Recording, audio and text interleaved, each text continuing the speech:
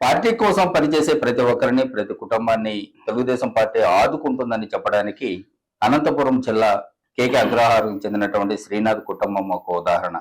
2005లో తెలుగుదేశం పార్టీలో పనిచేస్తూ శ్రీనాథ్ హత్యకు గురయ్యాడు. అయితే ఆ హత్యకు గురైన తర్వాత ఆ కుటుంబాన్ని తెలుగుదేశం పార్టీ ఏ విధంగా ఆదుకుందనే విషయాన్ని వాళ్ళ కుటుంబ సభ్యులు అడిగి తెలుసుకునే ప్రయత్నం చేద్దాం. ప్రస్తుతం మనతో శ్రీనాథ్ సోదరుడు రామకృష్ణ, అదేవిధంగా కుమార్తె మౌనిక మనతో ఉన్నారు. వారిని కొన్ని విషయాలు అడిగి తెలుసుకునే ప్రయత్నం చేద్దాం. రామకృష్ణ గారు నమస్తే అండి. నమస్తే. మీ సోదరుడు తెలుగుదేశం పార్టీలో పనిచేస్తూ 2005లో హత్యకు గురయ్యాడు. అసలు ఎలా హత్యకు గురయ్యాడు? ఆ రోజు కాంగ్రెస్ గవర్నమెంట్ రాజశేఖర రెడ్డి పాలనలో మా అన్న తెలుగుదేశం పార్టీలో చాలా చురుగ్గా యాక్టివ్ గా పనిచేసేవాడు. మా అన్న ఎదుగుదలను ఓరవలేక ఆ రోజు రాజశేఖర రెడ్డి గవర్నమెంట్ లో రాజశేఖర రెడ్డి వాళ్ళ మనుషులు అగ్రహారంలోనే మా ఊరు ప్రత్యర్థులే మా అన్నను హతమార్చారు.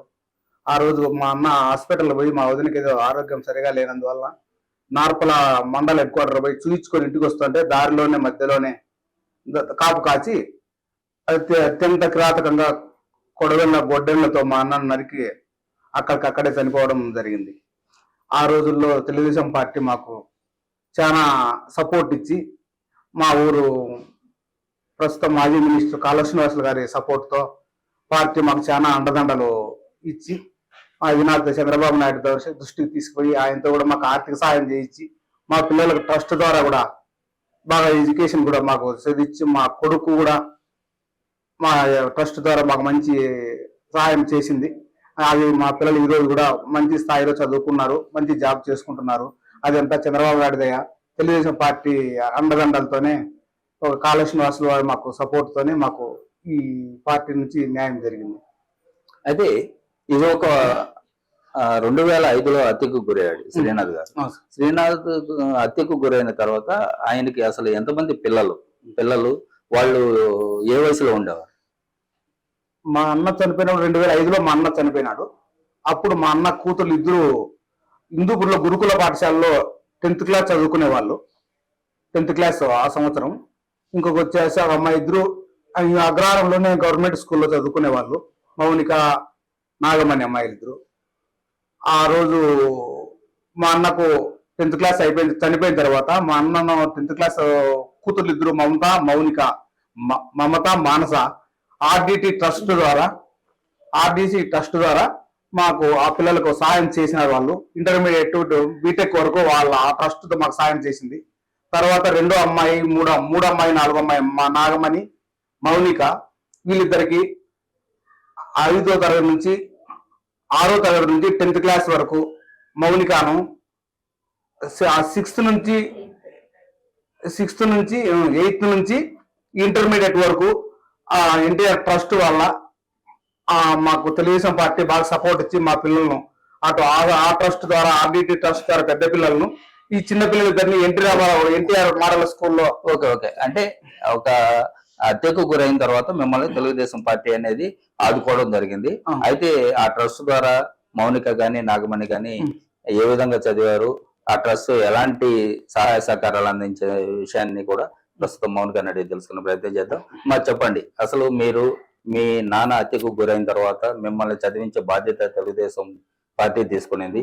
ఆ రోజు కూడా మీ సోదరి నాగమణి అయితే గాని మీరు కూడా ఎన్టీఆర్ ట్రస్ట్ ద్వారా చదివారు. అయితే ఎన్టీఆర్ ట్రస్ట్ ఎలాంటి మీకు ప్రోత్సాహాన్ని ఇచ్చింది? ప్రస్తుతం మీరు ఎలాంటి పొజిషన్ లో ఉన్నారు? మేము 4 ఆడపిల్లలు. నేను చిన్న అమ్మాయిని. నా పేరు మౌనిక. మా నాన్న చనిపోయిన వెంటనే పెద్దక్క వాళ్ళిద్దరు మమత, మానస వాళ్ళిద్దరిని ఆర్డిటి వాళ్ళు తీసుకున్నారు. వాళ్ళని చదివించే బాధ్యత వాళ్ళు తీసుకున్నారు. మూడో అక్క నాగమణి అండ్ నేను, మా ఇద్దరిని ఎన్టీఆర్ ట్రస్ట్ వాళ్ళు తీసుకున్నారు. నేను 6th క్లాస్ లో జాయిన్ అయ్యాను 2007లో. మా అక్క 8th క్లాస్ లో జాయిన్ అయ్యింది. సేమ్ ఇయర్ ఇద్దరం జాయిన్ అయ్యాము. మా అక్క ఇంటర్ ఎంపీసీ చేసింది. అక్కడే ఎంపీసీ ఉంది కాబట్టి తను ఇంటర్ దాకా చేసింది. నేను బైపీసీ చేయాలి అనుకున్నాను కాబట్టి ట్రస్ట్ ద్వారానే వాళ్ళే నాకు బయట చైతన్య కాలేజ్ లో వాళ్ళే ఇప్పించారు. ఇంటర్ దాకా చేశాను. తర్వాత అక్క తను జాబ్ చేయడానికి సాఫ్ట్ స్కిల్స్ నేర్చుకోవడానికి కోర్స్ కూడా వాళ్ళే నేర్పించారు. సో తన కెరియర్ స్టార్టింగ్ కి ఒక స్ట్రాంగ్ బేస్ అనేది ఎన్టీఆర్ ట్రస్ట్ ద్వారానే మాకు వచ్చింది. నేను ఇంటర్ తర్వాత ఎంసెట్ రాసి దాని ద్వారా బీఎస్సీ అగ్రికల్చర్ జాయిన్ అయ్యాను. దాని తర్వాత ఎంఎస్సీ అగ్రికల్చర్ కూడా చేశాను. ఎంఎస్సీ అగ్రికల్చర్ అయిపోయిన తర్వాత ఒక 6 months టీచింగ్ అసోసియేట్ లాగా వర్క్ చేశాను.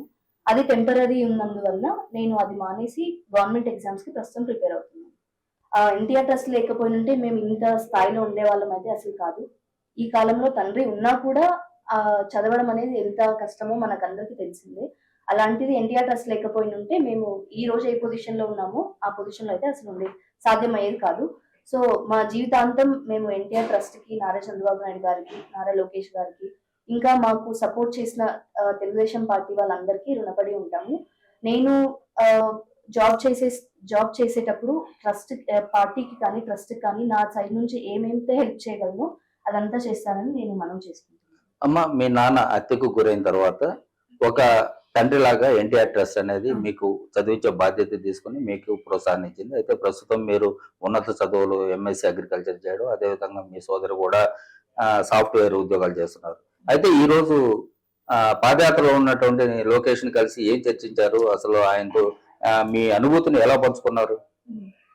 ఇట్లా లోకేష్ గారు ఇలా పాదయాత్ర చేస్తున్నారు, ఇట్లా మన ఊరికి వచ్చారు అని తెలియగానే మనకు అంత హెల్ప్ చేసిన వాళ్ళని కలవాలి కదా అని మా బాబాయ్ వెంటనే మాకు కాల్ చేశారు. ఇట్లా రండి లోకేష్ గారు వస్తున్నారు అనగానే నేను బయలుదేరి వచ్చి సార్కి ఇలా అంతా చెప్పాను. మాకు ట్రస్ట్ ఎలా హెల్ప్ చేసింది, ఏ స్టేజ్ నుండి హెల్ప్ చేసింది, ఇప్పుడు మేము ఏ స్టేజ్ లో ఉన్నాము, వాళ్ళు లేకపోతే మేము ఏమయ్యే వాళ్ళము, వాళ్ళు ఉన్నందువల్ల మేము ఎక్కడున్నాము అని అంతా వివరించుకొని వాళ్ళ కృతజ్ఞతలు తెలపడానికని ఇవాళ వచ్చి కలిశాను. మీరు కలిసినప్పుడు లోకేష్ ఏ విధంగా మీతో రియాక్ట్ అయ్యాడు? నేను అయితే అసలు ఇంత బాగా మాట్లాడతారు, ఇంతసేపు మాకు టైం ఇచ్చి మాట్లాడతారని అసలు ఎక్స్పెక్ట్ చేయలేదు.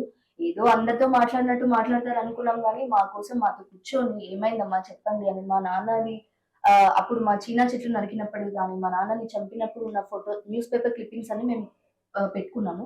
ఆ బుక్ అంతా ఇస్తే ఆయన ఒక్కొక్క పేపర్ తిరగేసి చూశారు. చాలా హ్యాపీగా అనిపించింది. ఆయన మనకు అంత టైం స్పేర్ చేయడమే చాలా గ్రేట్.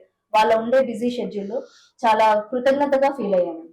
అంత ఆప్యాయతను, అదేవిధంగా అంత ఆదరణ చూసినటువంటి తెలుగుదేశం పార్టీ, అంత ఆప్యాయత చూపినటువంటి లోకేష్ బాబుకి భవిష్యత్తులో మీరు ఎలా రుణపడి ఉంటారు? తప్పకుండా రుణపడి ఉంటాను. నాకు first it is like family NTR trust అనేది. అది లేకపోతే అసలు మాకు స్ట్రాంగ్ ఫౌండేషన్ అది.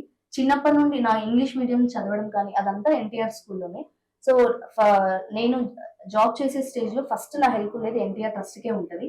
తర్వాత అది కాకుండా ఇంకా నా తరపు నుంచి నేను ఏదైతే హెల్ప్ చేయగలను పార్టీకి కానీ, ఇంకా ఎవరికైనా కానీ, పార్టీ వల్ల అంటే ప్రత్యర్థుల వల్ల నష్టపోయిన వాళ్ళకి, నాలాంటి వాళ్ళు ఎంతో మంది ఉన్నారు, వాళ్ళందరికీ నా తరపు నుండి నేను చేయగలిగిన సాయం చేస్తానని మనం చేసుకుంటాం. చిన్నతనం నుంచి కూడా ఆదరించినటువంటి ఎన్టీఆర్ ట్రస్ట్ కు కూడా ఎప్పుడు అదేవిధంగా తెలుగుదేశం పార్టీ కానీ, అదేవిధంగా తెలుగుదేశం పార్టీకి సంబంధించినటువంటి మాజీ సీఎం చంద్రబాబు నాయుడు, అదేవిధంగా ప్రస్తుత యువనేత లోకేష్ కు, అదేవిధంగా ఎన్టీఆర్ ట్రస్ట్ కూడా ఎప్పుడు జీవితాంతం రుణపడి ఉంటామని చెప్పి శ్రీనాథ్ కుటుంబ సభ్యులు, అదేవిధంగా సోదరుడు, అదేవిధంగా కుమార్తె కూడా మౌనిక చెప్తున్నారు.